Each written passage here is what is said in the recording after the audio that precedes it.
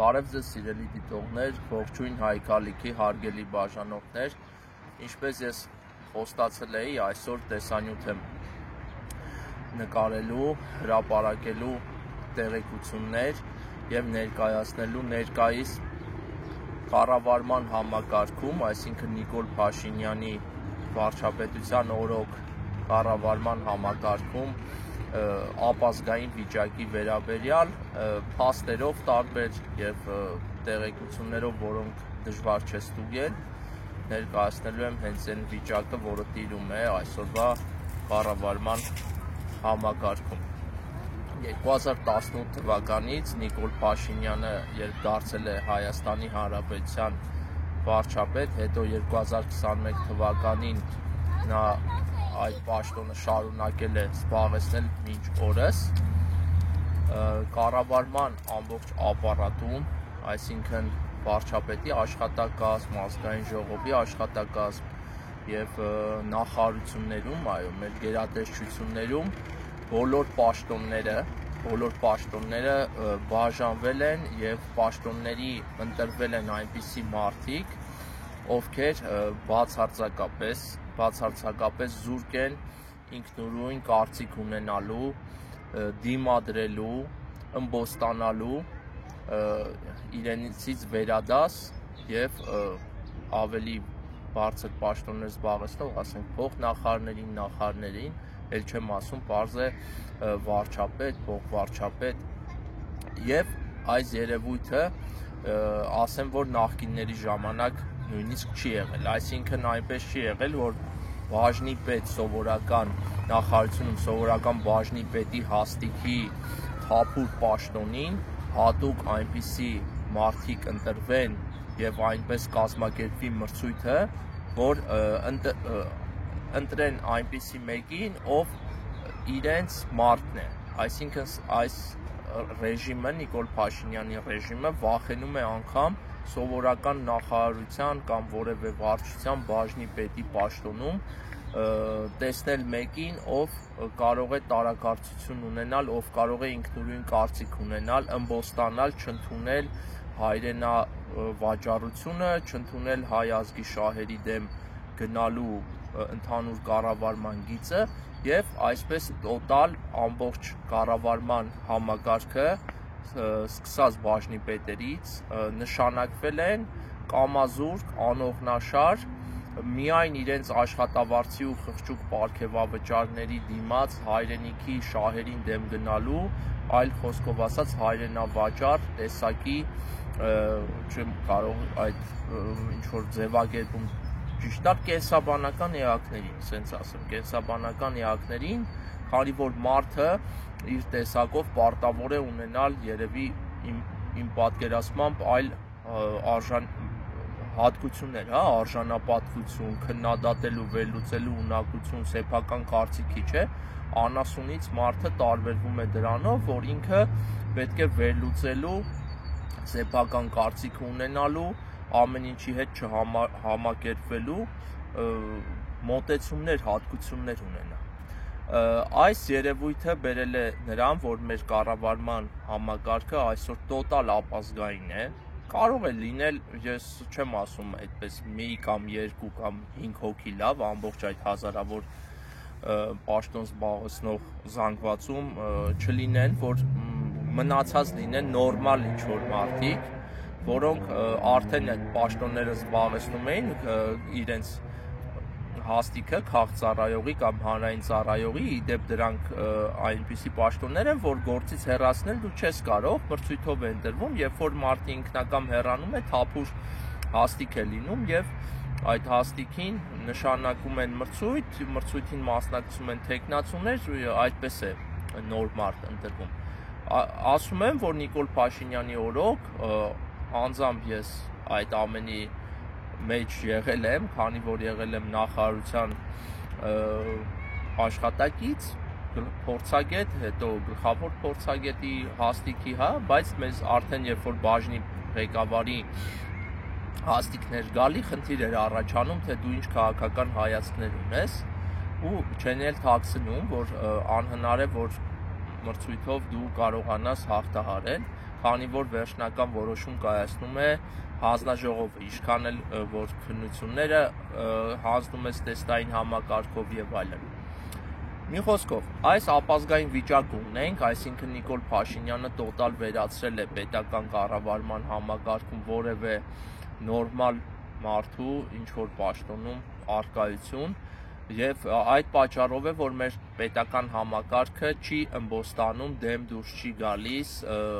Հայաստանի կործանմանը, ինչին տանում է Նիկոլ Փաշինյանը իր քաղաքացիական պայմանագիր կոչված խմբակով։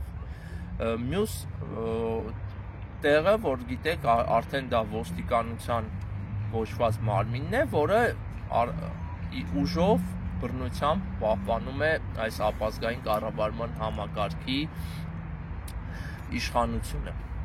Հիմա ուզում եմ մի կարևոր հարց շոշափել եւս այս տեսանյութում ու ամփոփել, ավարտել։ Մենք միշտ մտածում ենք, այսօր էլ շատ են այդպես հարց բարձրացնողները, թե ինչու այսպես եղավ եւ ինչպես կարող ենք այս հարցերը լուծել, ում պետք է ընտրել, կա արդյոք տարբերակ, կա արդյոք լուծում։ Այո, միանշանակ կա։ Այն մարդիկ, որոնք որ տեսակով ազգային են, նրանք միշտ էլ կան։ Ես ավելին կասեմ, մեր հզորության, մեր հզոր պատմության, մեր ունեցած հզոր ժառանգության ու մեր արքայական կտակի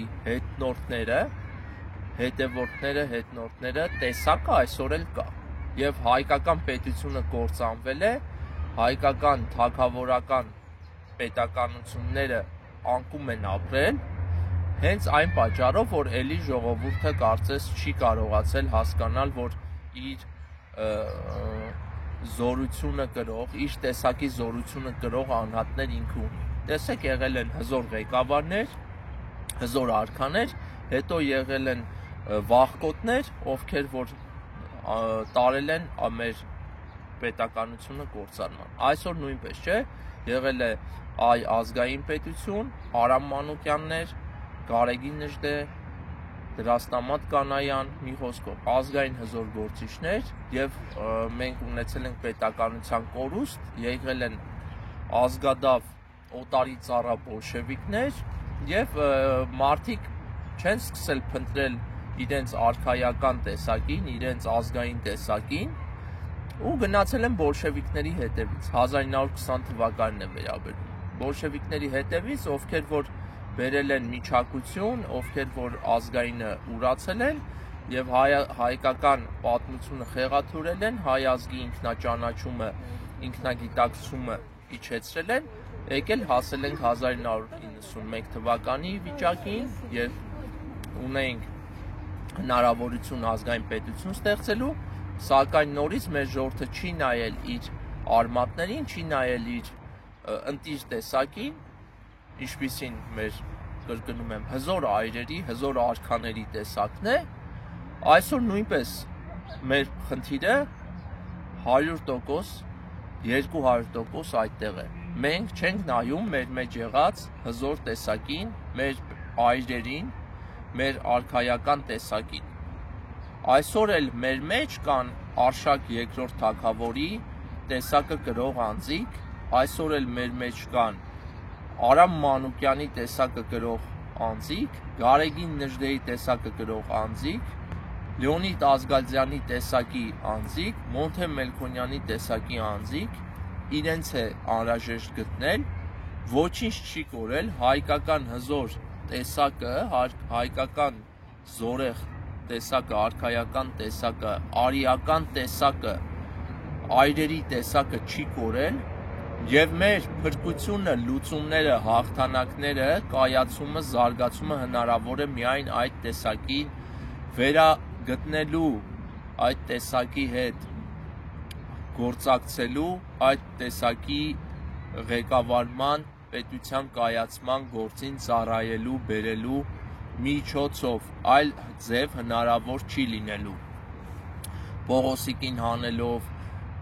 բերելով Նիկոլիկին, Նիկոլիկին հանելով, չգիտեմ ում բերելով, չի լուծվելու։ Հայերը պետք է վերադառնան իրենց հզոր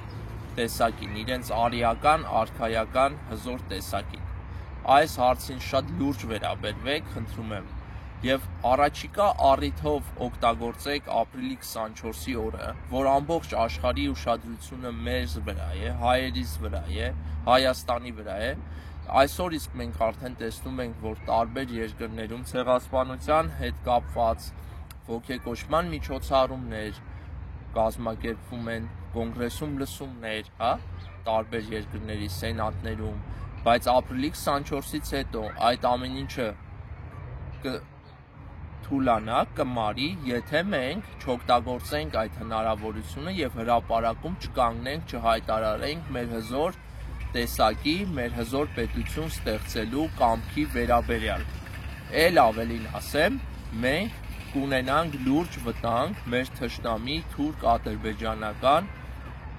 տանդեմի կողմից, որովհետև ապրիլի 24-ից հետո, երբ աշխարհի ուշադրությունը կթուլանա Հայաստանի ու հայ ազգի նկատմամբ, կթուլանա մեր գլխին կախված վտանգների նկատմամբ, թուրքերի ձեռքերը ավելի բաց կլինեն։ Թուրքերը այլևս քիչ կունենան ռիսկեր եւ կապանքներ մեզ վրա հարձակվելու, Սյունիքի վրա հարձակվելու եւ ուժով այդ հարցը լուծելու համար։ Ուստի մենք, որ թույլ չտանք էլի հազարավոր զոհեր, թույլ չտանք կորուստներ, մենք պետք է լրջությամբ եւ արմատապես լուծենք մեր հարցը։ Մենք պետք է կանգնենք ապրիլի 24-ին, աշխարհի ուշադրությունը մեր վրա սևեռած, հայտնենք, որ մենք այլևս ազգային հզոր պետություն ստեղծելու որոշում ունենք եւ հրապարակում ենք մնալու այնքան, մինչեւ որ այդ որոշումը չենք իրականացրել։ Շնորհակալություն, անպայման կիսեք այս տեսանյութը, անպայման տարածեք ձեր էջերում եւ բաժանորդագրվեք Հայ Քալիքին, հետեւեք մեր մյուս եթերներին։ Շնորհակալություն։